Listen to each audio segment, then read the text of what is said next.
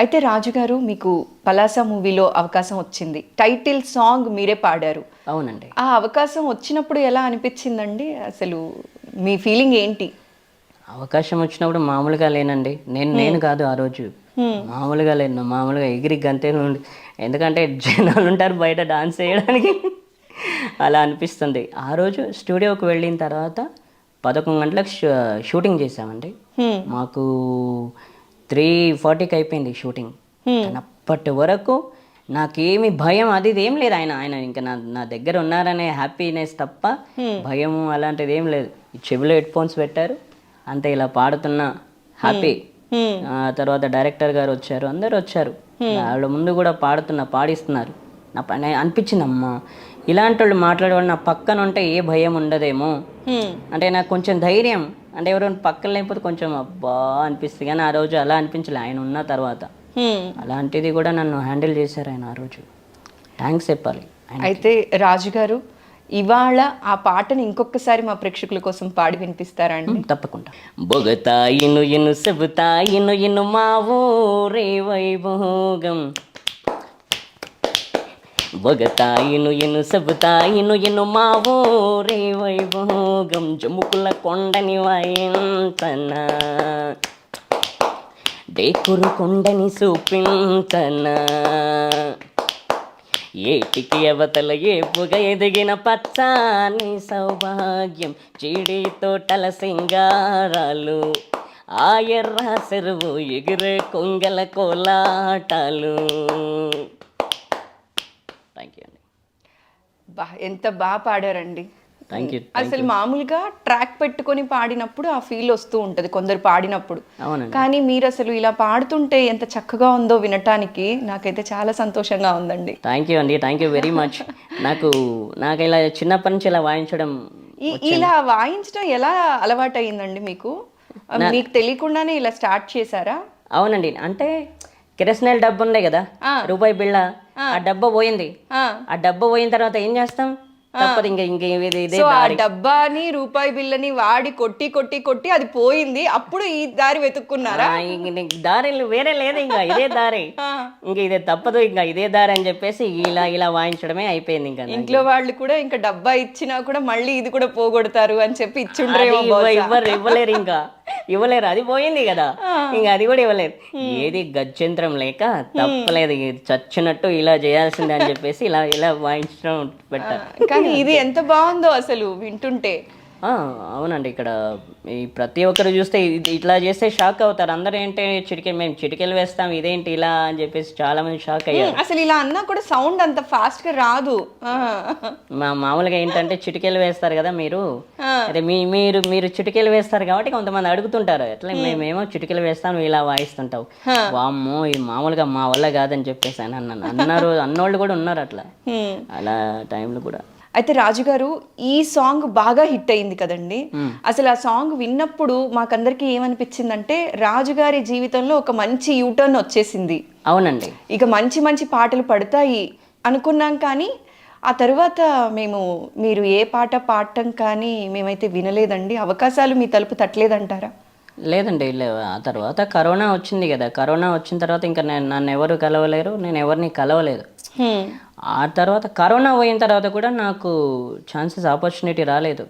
ఇంక రాకపోవడం వల్ల ఇదేంటబ్బా, కరోనా రాకపోయింటే బాగుండేదేమో, ఇంకా ఛాన్సులు వచ్చేవేమో అని చెప్పేసి అనుకున్న రోజులు ఉన్నాయి.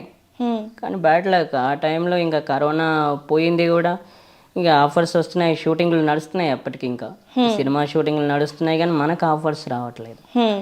ఇంకా బాధపడ్డ రోజులు ఉన్నాయి. అబ్బా ఏంటిది, ఒక్క సినిమాలో పాడి ఇదేంటి అని చెప్పేసి ఇప్పటి వరకు ఇన్ని సంవత్సరాల వరకు కూడా నాకు ఇప్పటి వరకు కూడా ఏ ఛాన్సెస్ రాలేవు. అయితే రాజుగారు మీరు ఇందాక అన్నారండి, నా బ్యాడ్ లక్కో ఏంటో తెలియదు కానీ కరోనా వల్ల నాకు ఆపర్చునిటీస్ రాలేదు అని అన్నారు కదా. అసలు ఎలా అనిపించిందండి, ఎలా హ్యాండిల్ చేశారు ఆ పీరియడ్ని? అంటే మామూలుగా ఒక్కసారి వచ్చింది కదండి, వచ్చిన తర్వాత కొంచెం హ్యాపీగా ఇంకా అందరు కలుస్తారులే, ఇంకా చాలా మందిని కలుసుకోవచ్చు, అందరు కలుస్తారు అనే టైంకి కరోనా వచ్చింది కదా. కరోనా టైంకి ఇంకా బ్యాడ్ లక్ అనాలి కదా, తప్పదు కదా. ఇంకా ఆ టైంలో అనాల్సి వచ్చింది. నేను మామూలుగా చిన్నప్పటి నుంచి ఇలా పుట్టానని నాకు బాధ ఉండి, కానీ అంటే ఇక అది అలాంటిది ఏం లేదు, ఇక అయిపోయింది, ఇంకా దానికి బాధపడ్డా ఏం చేయలేము ఇంకా.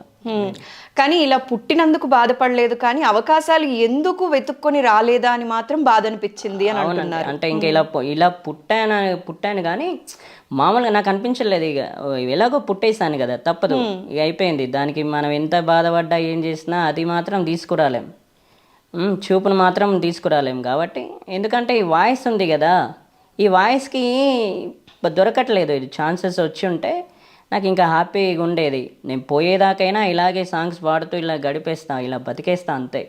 అలా అనిపించింది. కానీ మీకు మంచి మంచి అవకాశాలు అయితే రావాలి, అలాంటి పాటలు బోలెడు పాడాలి తప్పకుండా. అండ్ సినిమాలో అవకాశాలు రాలేదంటున్నారు, సరే అండి. ఇప్పుడు ఆర్కెస్ట్రాలు ఉంటాయి, ప్రోగ్రామ్స్ ఉంటాయి, కచేరీలు ఉంటాయి, అలాంటి వాటికి కూడా మీకేం అవకాశాలు రాలేదా అండి? లేదండి, నాకు అవకాశాలు రాలేదు. కచేరీల్లో కూడా, అంటే కచేరీల్లో కూడా నేను వెళ్ళలేదు. ఆర్కెస్ట్రాలో కూడా నాకు ఇప్పట్లో అవకాశాలు రాలేవు. ఎందుకంటే ఒకప్పుడు పెళ్ళిళ్ళు ఆర్కెస్ట్రాలు పెట్టేవాళ్ళేమో, కానీ ఇప్పుడు ఎవరు ఆర్కెస్ట్రాలు పెట్టట్లా. ఉన్నాయండి, ఇప్పుడు కూడా ఉంటున్నాయి కచేరీలు, ఆర్కెస్ట్రాలు అయితే ఖచ్చితంగా ఉంటున్నాయండి. ఆర్కెస్ట్రా ఏమో తెలియదు మరి, నాకైతే అవకాశాలు ఏమి రావట్లేదు ప్రస్తుతానికి. అయితే రాజుగారు, ఇటు సినిమా అవకాశాలు తక్కువ అయ్యాయి, అంటే ఒక పాట తరువాత మీరు అనుకున్నట్టుగా ఏ అవకాశం కూడా రాలేదు అని చెప్తున్నారు. ఇటు కార్యక్రమాలకు కానీ ప్రోగ్రామ్స్కి కానీ కూడా మీకు అవకాశం రాలేదు అని అంటున్నారు కదండి. సో ఎలా మేనేజ్ చేస్తున్నారండి? అంటే ఇంకా ఎదురు చూడడమే అండి మామూలుగా, ఇంకేం చేస్తాం. సినిమాలో ఛాన్స్లు వస్తాయేమో అని ఎదురు చూడడం, అండ్ అవకాశాలు వస్తాయేమో అని ఎదురు చూడడం తప్ప ఇంకా నేనేం చేయలేను. ఇంకా నా చేతిలో ఏముంది, ఎప్పుడు పిలుస్తారో, ఎప్పుడు పాడదామా అని ఎదురు చూసాను తప్ప ఇప్పటి వరకు నేను ఇంకేం చేయలేదు ప్రస్తుతానికి. ఖచ్చితంగా ఈ ఇంటర్వ్యూ ఐ డ్రీమ్లో టెలికాస్ట్ అయిన తరువాత మీకు మంచి మంచి అవకాశాలు ఆ శివయ్య ఇవ్వాలని మనస్ఫూర్తిగా కోరుకుంటున్నానండి నేనైతే మాత్రం. తప్పకుండా అండి, తప్పకుండా. Thank you very much. వస్తే చాలా హ్యాపీ అండి. నేను ఎందుకంటే ఇలా ఖాళీగా ఉండకుండా ప్రతిసారి ఇలా బిజీగా ఉండాలి. నా ఏం అది చిన్నప్పటి నుండి నేను పాడినా కూడా, నేను ఏది నేర్చుకున్నా కూడా, నేను సంగీతం నేర్చుకున్నా కూడా సినిమాల్లో పాడాలని, నేను మృదంగం నేర్చుకున్నా కూడా ఇన్స్ట్రుమెంట్ ఎక్కడైనా సినిమాల్లో వాయించాలనే తప్ప వేరే ఉద్దేశం ఏం లేదండి. వేరే ఎక్కడ ఏం చేయాలని లేదు. నా చిన్నప్పటి నుంచి ఇదే గోల్ కాబట్టి అందుకే దీంట్లోనే ఉన్నా, ఇదే చేయాలనుకున్నా. నాకు పాడాలనున్నా నేను సినిమాలోనే వాడాలి.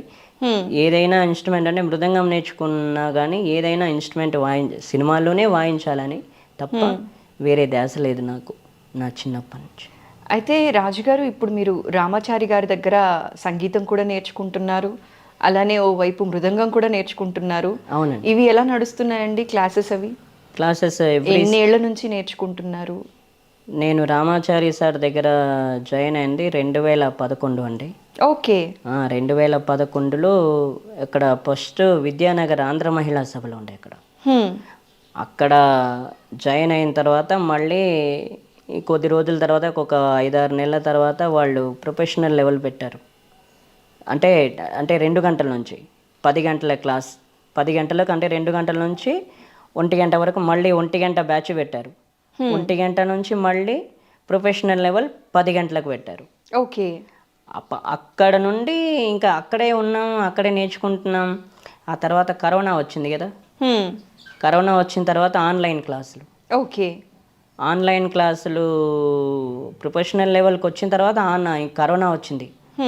కరోనా వచ్చిన తర్వాత ఆన్లైన్ క్లాసులు, ఆన్లైన్ క్లాసులు అలా వింటూ ఇంకా వీళ్ళు ఇప్పుడు ఎక్కడ చేశారంటే హైటెక్ మెట్రో స్టేషన్ దగ్గర వెంకటేశ్వర కాలేజ్, శ్రీ వెంకటేశ్వర కాలేజ్, అక్కడ కీర్తిశేషులు మాజీ ప్రధానమంత్రి గారి కూతురు శ్రీవాణి గారు, ఆవిడ ఇచ్చారంట, మీరు ఫ్రీగా నేర్పించుకోండి అని చెప్పేసి ఇచ్చారంట రామాచారి సార్కి.